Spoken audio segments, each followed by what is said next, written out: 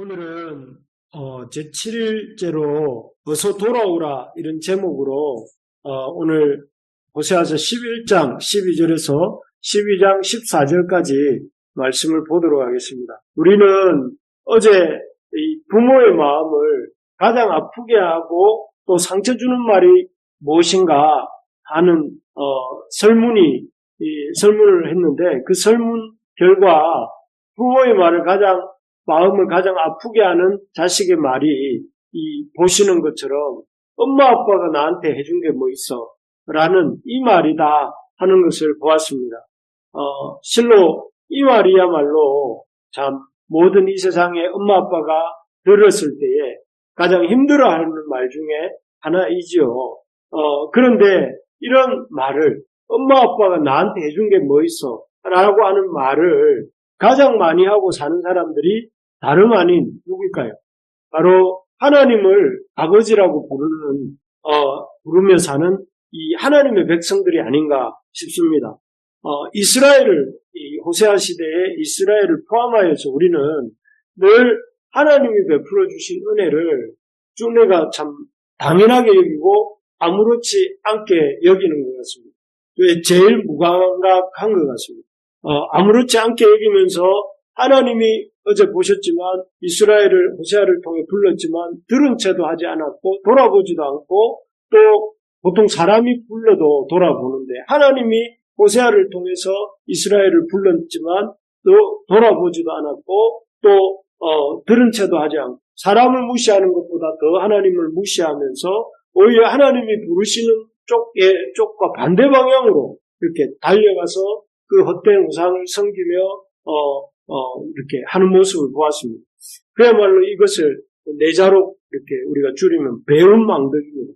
하나님이 은혜를 주셨는데 그 은혜를 배신하고 그 하나님이 베풀어 주신 은덕을 이렇게 잊어버리는 배은망덕한 참 은혜를 원수로 갚는 이스라엘의 모습이고 우리의 모습이 아닐 수 없습니다. 만약 하나님이 우리 세상 부모 같으면 어떻게 되겠습니까? 이런 배은망덕한 이스라엘과 또 하나님의 백성들을 하나님은 그야말로 만군의 여호와시지 않습니까? 만군의 하나님이신데 그 말을 잘 듣지 않는 이스라엘과 또 하나님의 백성들을 강제로 돌이키게 하실 수도 있고, 아니면 징계를 내리셔서 이렇게 진멸하셔도 할 말이 없고 그럴 것 같습니다. 그런데 어제 보셨지만 그런 참 하나님 앞에 배은망덕한 이스라엘과 하나님의 백성에 대하여서 하나님은 어떻게 행하셨죠? 세상 부모같이 행하셨습니까? 그렇지 않고 오히려 세상 부모와 전혀 다르시게 참 긍휼에 이 배은망덕한 사람들을 향한 하나님이 베풀어 주신 것이 긍휼히 여기시고 긍휼히 대하셨다 하는 것이었습니다. 그래서 하나님께서는 이스라엘에게 호세아 선지자를 통해서 그런 이스라엘 징계받아야 될, 또 하나님의 힘으로라도 이렇게 어떤 하나님의 이 다스림을 받아도 못마땅한 그 이스라엘을 향해서 호세아 선지자를 통해서 이렇게 그들을 하나님이 어떻게 이끌어 오셨는지를 보여주십니다. 그래서 이들이 어떻게 애굽에서 바로로 상징되는 죄와 죽음의 압제로부터 어떻게 이스라엘과 하나님 백성을 구원하셨는지, 또 어떻게 그들을 그 척박한 광야에서 먹이시고 입히시고 인도하셨는지, 또 어떻게 그들이 이 약속의 땅 가나안에 들어와 살게 하셨는지, 이런 것들을 이 호세아 선지자를 통해서 쭉 이렇게 기억을 떠올리도록 도우시죠. 그래서 그렇게 하시면서 여기 보시면 호세아서 어제 본 본문입니다. 애굽에서 내가 너희들을 불러내었다. 그리고 또 걸음을 가르치고 내 팔로 안았다. 그리고 내가 곧 사랑의 줄로 그들을 이끌었다 하시면서 그들에게 호세아 선지자를 통해서 하나님의 이 어떤 분이신지, 하나님이 그들에게 어떤 일을 행하셨는지를 아주 그야말로 친절하게, 신실하게, 또 그리고 인격적으로, 사실 이런 말을 안 하셔도 되는데 이렇게 말로 안 하셔도 되는데 이렇게 말씀하시는 이유는 무엇입니까? 이스라엘이 이걸 깨닫고 스스로 깨닫고 스스로 하나님께로 돌아오기를 선택하고 스스로 하나님 앞에 나오도록 하기 위해서.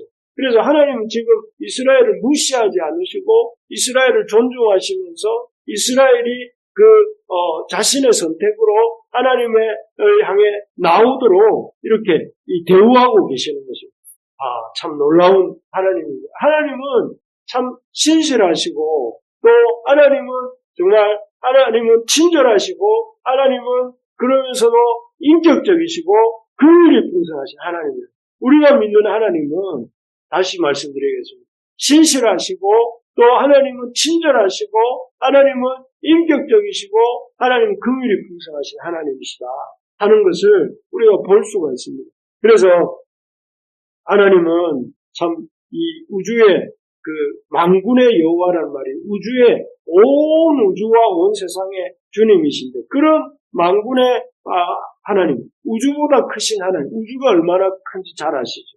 그런데 그 우주보다 더 크신 하나님이 그 우주의 먼지보다 더 작은 먼지의 먼지보다도 더 작은 인간을 이렇게 인격적으로 존중하시고 인격적으로 대우하시고 이렇게 행하신다는 것이 참 놀라운 하나님 사랑 아니겠습니까? 저희가 그래서 사실 우리가 이렇게 하나님 말씀을 읽고 하나님 앞에 예배드리고 하나님을 찬양할 수 있다는 것은 너무너무 이렇게 놀라운 일이고 신비한 일입니다. 우리가 어떻게 이 하나님을 예배할 수 있다니 하나님과 이렇게 말씀으로 교제할 수 있다니 이거는 그래서 특별 은총이라고 하는 거예요. 이런 것들을 우리 하나님은 우리에게 베풀어 주시는 특별 은총입니다. 그래서 오늘은 오세아 선지자가 이런 하나님의 놀라운 긍휼과 사랑하심 앞에서 우리가 또 하나님의 백성들이 이스라엘이 어떻게 반응해야 되는지를 이렇게 말합니다. 그래서 오세아 선지자를 통해 하나님은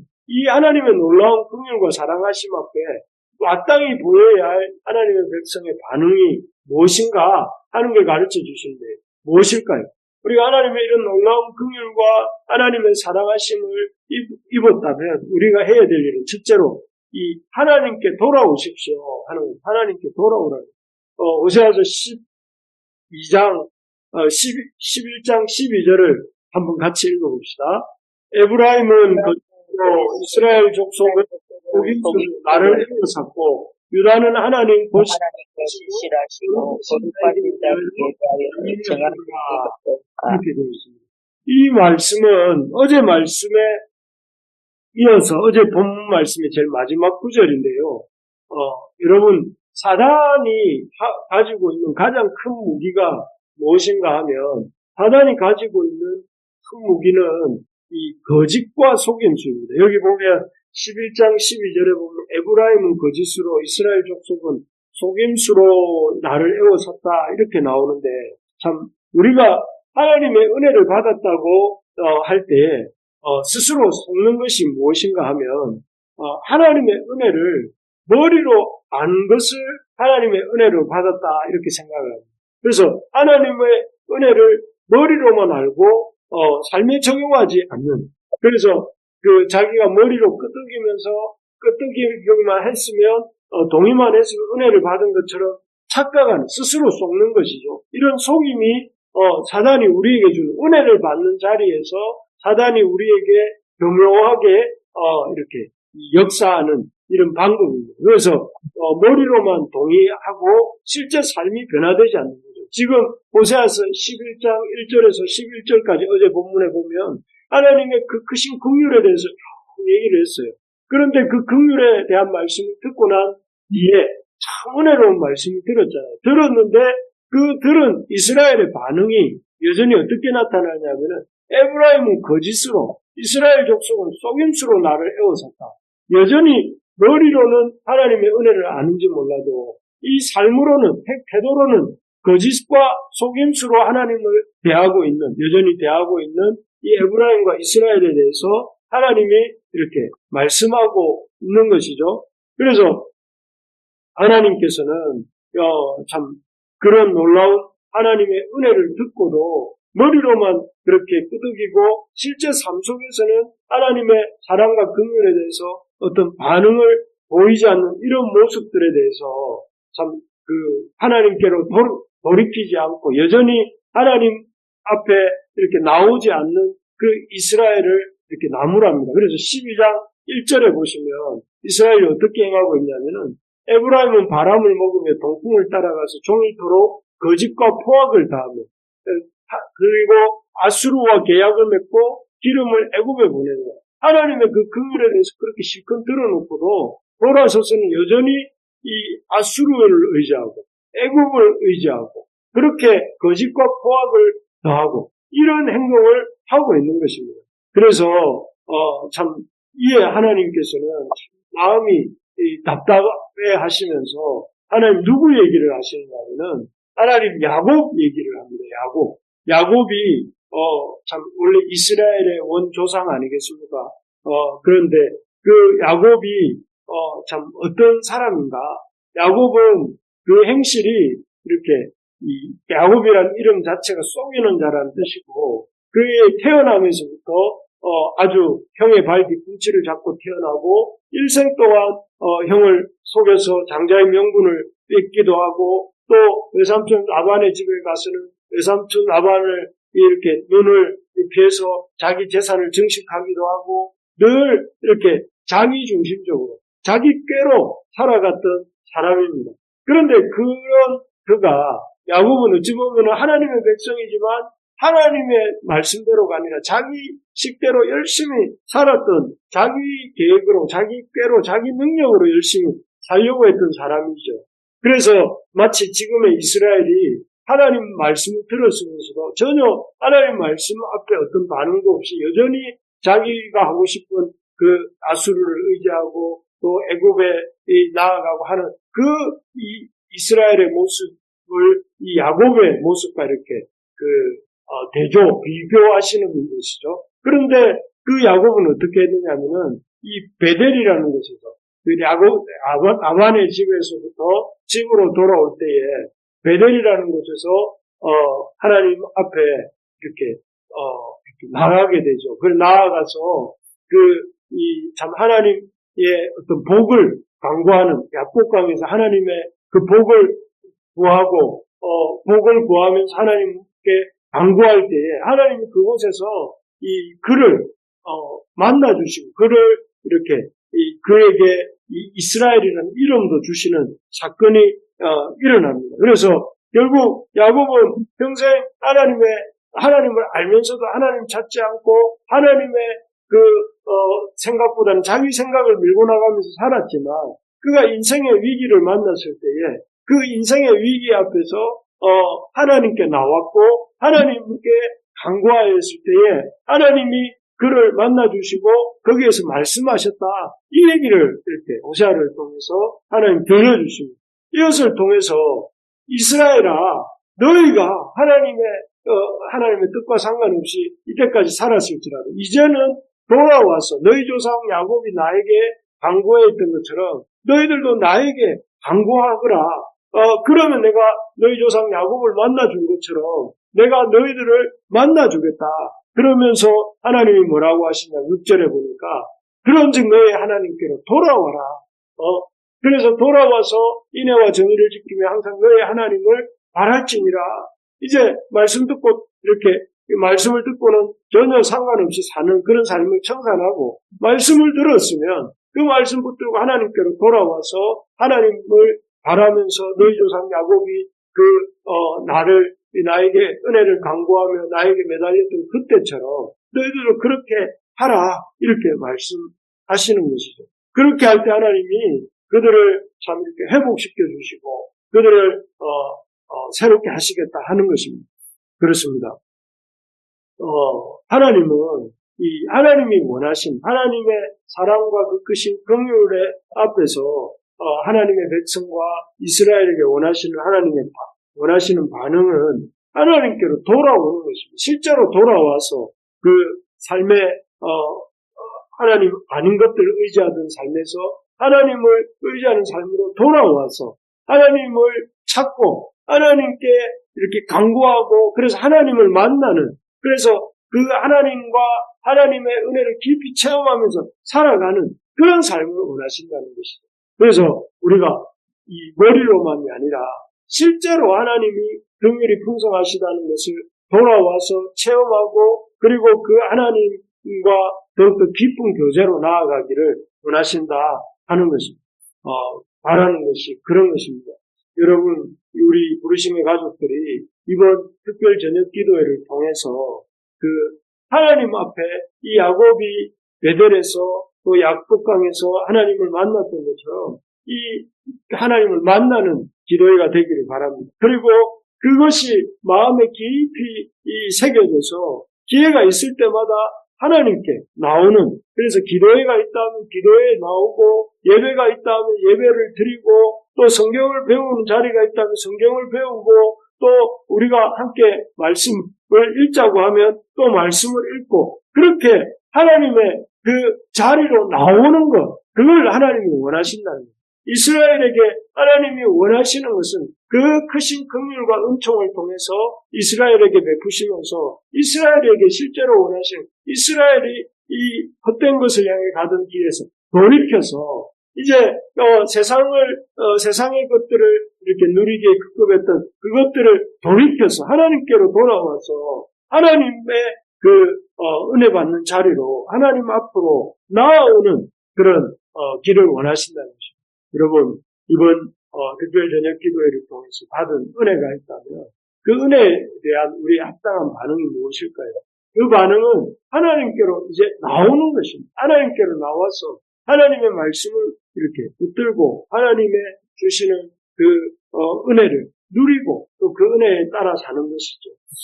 그렇습니다. 두 번째로 보면 우리가 이런 하나님의 놀라운 사랑과 은총을 받았다면 하나님께로 돌아와야 되겠고, 두 번째로는 불의를 버리고 정의를 행해야 된다 하는 것입니다. 7절, 8절을 제가 한번 읽어보겠습니다. 그는 상인이라 손에 거짓 저울을 가지고 속이기를 좋아하는도다. 여기 7절에 보면 하나님의 백성 이스라엘을 뭐라고 표현하느냐 하면은 상인이라 이렇게 표현해요. 하나님의 백성이라가 아니라 이스라엘은 상인이다. 근데 어떤 상인인가 하면은 이 주변 나라의 어떤 이방인들, 상인들과 다를 바 없이 손에 거짓 저울을 가지고 속이기를 좋아하는. 그래서 이 사람들에게 아주 이렇게 정직하지 않게 행하고 불의를 행하는 그런 모습입니다. 그리고 8절에서는 좀 더 덧붙여서 이렇게 말합니다. 에브라임, 이스라엘이죠. 이스라엘이 말하기를 나는 실로 부자라 내가 재물을 얻었는데 내가 얻은 것 중에서 제라 알 만한 불의를 내게서 찾아낼 자가 없으리라 하거니와. 이 아주 스스로 자기에게 이렇게 거짓적으로 가지고 속이고 있으면서도 뭐라고 말을 하냐면 내가 부자고 나는 불의가 없다. 내가 제라 알 만한 불의를 내게서 찾을 수도 없다. 이렇게 스스로 자기를 평가를 하고 있는 모습입니다. 그래서 자기의 어떤 그 죄에 대해서 문제의식을 느끼지 못하고 오히려 자기에게는 제라 부를 만한 불의가 없다고 떠들어대고 있는 그야말로 죄에 대해서 완전히 무감각하고 또 자기 죄를 오히려 자랑하고 있는 그런 모습이라고 할 수 있습니다. 그래서 이 모습은 한마디로 하나님의 은혜는 하나님의 은혜고 하나님은 하나님이고 내 삶은 내 삶이다. 이렇게 믿음 따로 삶 따로 마치 따로 국밥처럼 하나님의 은혜는 은혜고 내 삶은 삶이고 그래서 하나님 제사드리러 성전에 올라갈 때는 하나님 믿는 백성이고 또 삶을 살 때는 세상 사람들과 진배 없는 다를 바 없는 그런 모습인 것이죠. 사실 이스라엘뿐만 아니라 우리도 이렇게 살 때가 많습니다. 하나님의 은혜를 받았다고 하면서 또 하나님의 백성이라고 하면서 우리가 크리스찬이라고 하면서 실제 삶에서는 세상 사람과 다를 바가 없이 사는 경우가 많습니다. 남에게 뒤지지 않으려고 하면서 속임수를 쓰고 또 이 힘으로 다른 사람을 억압하기도 하고 또 불의를 행하기도 합니다. 그리고 부정부패를 하기도 하고 투기를 하면서 불법을 행하기도 합니다. 그런데 문제는 이렇게 행하면서 그런 잘못된 삶에 대해서 아까 이스라엘이 자기가 저울을 속이고 그렇게 세상처럼 사람처럼 장사를 해놓고도 자기에게서 불의가 없다고 말한 것처럼 우리는 그런 것들에 대해서 전혀 죄의식이나 문제의식을 느끼지 못합니다. 그래서 참 오늘날 사람들은 교회를 다니는 사람, 예수님을 믿는다고 하는 사람들을 보면서도 우리하고 똑같네. 저 사람들 하나님을 믿어도 참 우리하고 똑같네 하면서 하나님에 대해서 하나님께 돌려야 될 영광을 우리가 가리게 되는 이런 경우가 너무 많습니다. 그래서 우리 이 예수님께서는 호세아 선지자를 통해서 너희가 하나님의 크신 긍휼과 사랑을 안다면, 그 크신 긍휼과 사랑을 안다면 먼저는 내게로 돌아와야 됩니다. 돌아와서는 너희들이 그 삶 속에 있는 불의를 버리고 정의를 행해야 된다. 불의를 버리고 정의를 행해야 된다. 그래서 너희들의 삶이 바뀌어야 된다는 것입니다. 그래서 쉽지 않은 일이지만 참 우리가 이 하나님께 영광 돌리는 우리의 삶이 하나님께 영광 돌리는 삶이 되도록 힘써야 됩니다. 그래서 우리의 삶 속에서 이렇게 불의와 거짓을 버리고 또 어떤 경우든지 정의롭고 또 진실되게 올바른 것을 추구하고자 힘써야 됩니다. 그래서 정직하게 땀 흘려서 그 대가를 찾고자 하고 또 진실되게 행함으로 다른 이들을 속이지 말고 그리고 나아가 진실되게 행함으로 부정과 부패에 동조하지 말아야 됩니다. 쉽지 않은 일이지만 작은 일에서부터 가정에서부터 또 내 일터에서부터 정직하고 진실하게 불의를 멀리하는 삶을 우리가 살기를 바랍니다. 그래서 제가 생각할 때 우리 부르심의 가족들이 이 세 가지는 좀 마음에 깊이 새깁니다. 정직하게 일하고 정직한 수고에 대한 대가를 받는 것 첫 번째. 두 번째는 다른 사람을 속이지 말기. 그리고 세 번째는 불의에 동참하지 않기. 이것입니다. 그래서 다시 한번 말씀드리면 이 정직하게 일하는 것, 그리고 정직한 대가를 받는 것, 그리고 두 번째는 사람을 속이지 않는 것, 속이지 않기, 그리고 죄 짓는 일에 참여하지 않는 것. 그래서 여러분 가정에서든지 학교에서든지 또 직장에서든지 이 세 가지 열심히 수고한 만큼 수고한 열매를 거두려고 하고 또 다른 사람을 속이지 말고 그리고 어떤 모양으로도 제악에 동참하지 않는 우리 부르심의 가족들 되시기를 주님의 이름으로 축복합니다. 아멘. 그냥 내가 수고하지도 않았으면서 뭔가 내게 열매가 있기를 기대하고 내가 다른 사람 앞에 다른 사람을 내 이익을 위해서 속이기를 위해서 아무렇지 않게 생각하면 안 되겠고 또 다른 사람들이 죄 짓는다고 해서 우리도 덩달아서 그 사람이 짓는 죄를 우리도 짓고 남들도 다 그러는데 이렇게 하면서 하면 안 되겠다는 것입니다. 그렇게 우리가 불의를 버리고 정의를 행할 때 당시야말로 하나님이 우리에게 사랑과 긍휼을 베풀어 주신 그런 놀라운 하나님의 은혜에 대해서 우리가 반응하는 길이다 하는 것입니다. 말씀을 맺겠습니다. 우리가 하나님의 놀라우신 긍휼을 입었다면 어떻게 살아야 될까요? 말로만 아니라 실제로 하나님께 돌아와야 됩니다. 그래서 기회가 있을 때마다 여러분 하나님께 나오십시오. 하나님께 나와서 예배드리고 하나님께 나와서 하나님을 의지하고 기도하고 이렇게 기도회가 있을 때는 또 하나님 말씀을 배울 일이 있으면 말씀을 배우고 그래서 계속해서 하나님 앞으로 나오려고 실제로 나와야 됩니다. 두 번째로는 뭐라고 했습니까? 불의와 속임수를 버리고 의를 행해야 된다. 불의를 버리셔야 됩니다. 여러분 이 믿는 사람이 정의로워야 됩니다. 믿는 사람이 이렇게 다른 사람들을 이렇게 속이고 하면 안 됩니다. 그래서 우리가 참 이 두 가지 하나님께로 하나님 앞으로 나오는 사람이 되고 또 우리의 삶 속에서 이렇게 의를 행하고 불의를 버리는 저와 여러분들 되어서 우리가 이 땅에 그 하나님의 정의와 하나님의 긍휼과 사랑이 어떻게 우리를 통해서 흘러갈 수 있도록 그렇게 하는 우리가 되기를 간절히 소망합니다.